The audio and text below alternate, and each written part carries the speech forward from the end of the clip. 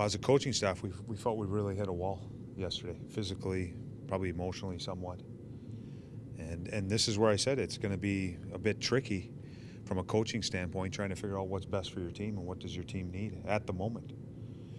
And we felt, obviously, there's still lots of things that we need to cover and need to do. You can do some of that stuff off the ice. But we felt it was going to be more beneficial to us if our guys, we stayed off the ice, went into the weight room and did some work there, and we did some video work. And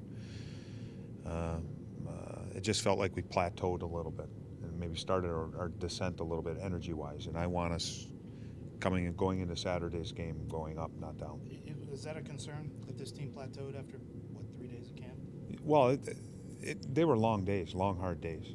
And I think the emotion of it, too, the energy, the excitement of the first day, the talk of hockey back and being the first day. And that's I think, typical when you have a normal training camp, but I think it was heightened a little bit because of the lockout and all the build-up to it.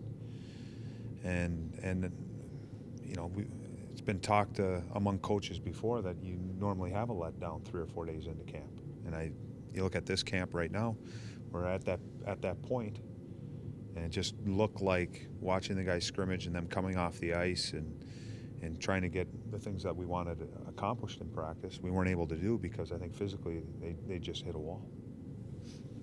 Can you explain on that note the nature of what you think Saturday in particular is going to be like because of that, everything building up to that game, the enthusiasm for it?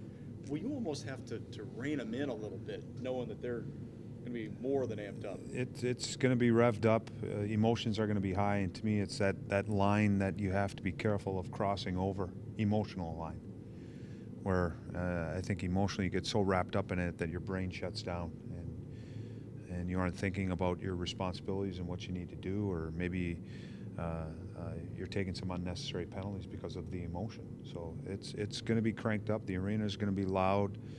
Our players are going to be excited. Their players are going to be excited, and we have to have our emotions under control. If there's no captain named by first game, is that a big deal, or is it like leadership by committee? How do you see the captaincy role? We won't have a captain name, but we'll have leaders out on the ice wearing the ace. And right now, as coaches, and we'll rotate the ace through, and a decision may be made, may not be made as far as wearing the C. And the reason why I say that is I put a lot of value in who your captain is going to be. And there's huge responsibilities that go with it, and on and off the ice, and you have to make sure you get that selection right.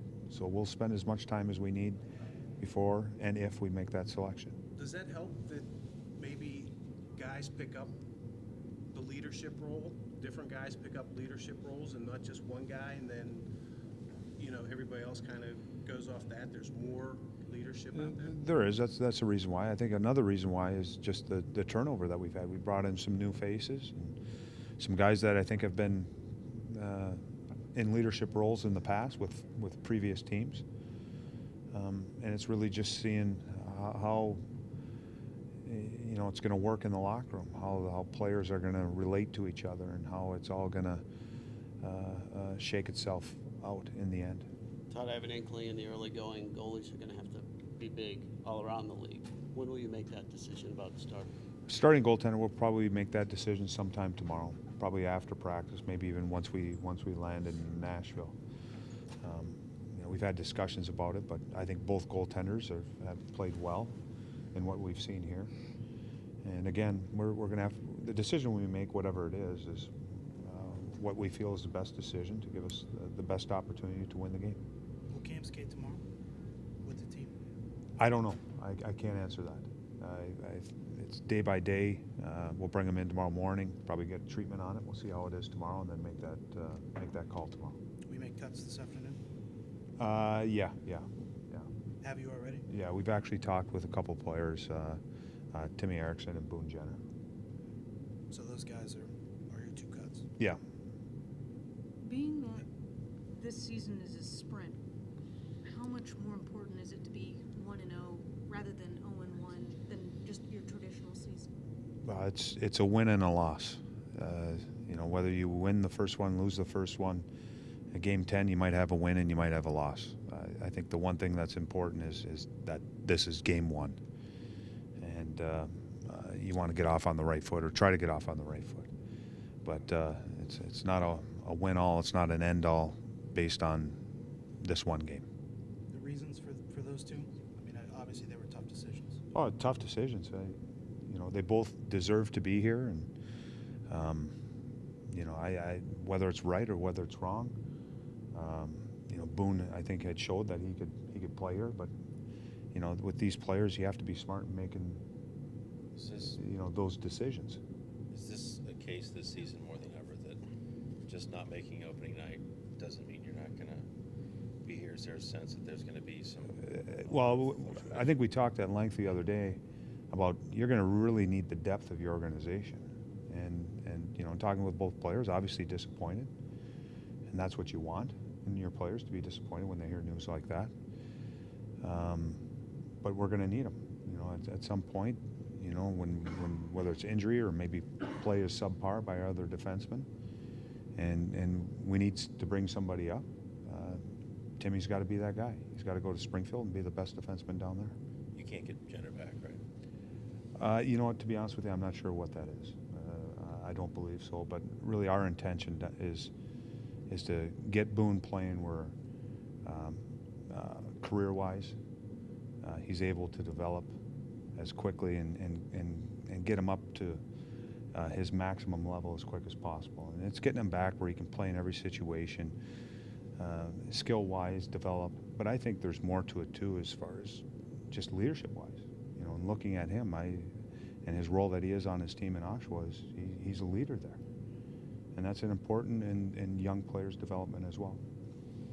If I remember correctly, on Sunday you said you were surprised but not surprised by the number of fans you saw come to the ice. You're going to be playing in a couple home openers now, back to back. What do you expect from fans in terms of that, and is that something you guys can feed off of? I think the energy in the building is, this opening weekend and even leading into next week when teams are playing their home openers is going to be great.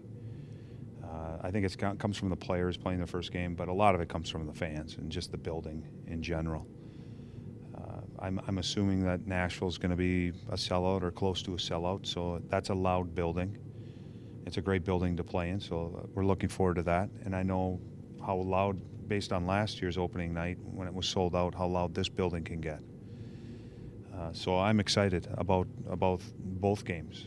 Obviously, more excited about playing the Red Wings at home than playing in Nashville, but I know our players are looking forward to the challenges. You have such turnover in your roster, and the Blue Jackets have somewhat of a history with Nashville. Because of the turnover in the roster, can you just sort of say that the slate is clean? I don't know if the slate is clean. A lot of our guys we had I had 41 games last year. We added, essentially, Dubinsky, Anisimov, and you got Foligno up front. There's a couple of young guys that we brought up from Springfield, but they were within our organization. And you have O'Coin on the blue line, and Bobrovsky in net. And so, I mean, there's some significant turnover based on the amount of minutes that we're expecting these guys to play, and the important minutes in situations. But a lot of our guys are here, so they should know the routines and how I talk and what's expected of them. So it should make the transition for the other guys a little bit easier. Todd, you want to play this season at a pace, a harder working team, energy, all of these things. Does the fact that you're at a point in training camp where you sense fatigue already, does that concern you that you'll be able to sustain that over 48 games? No, it really doesn't concern me, and I think if you take a look around the league, and you read the press notes, I think a lot of teams were saying the same thing.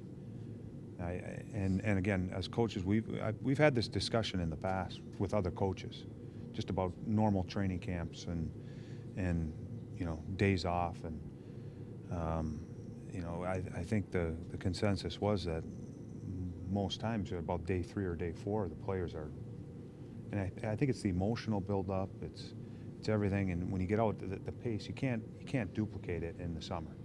You can't duplicate what we did the first 3 days of camp, just you and some buddies out skating and even having maybe a coach come in and run you through some drills, because the intensity was revved up and we were going at top speed.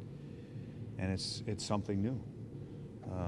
And just the amount of, I think, time that we've been spending, video-wise, it's mentally draining as well, emotionally draining. So again, is it right, is it wrong? Again, we're making decisions, what we feel is best for our team today.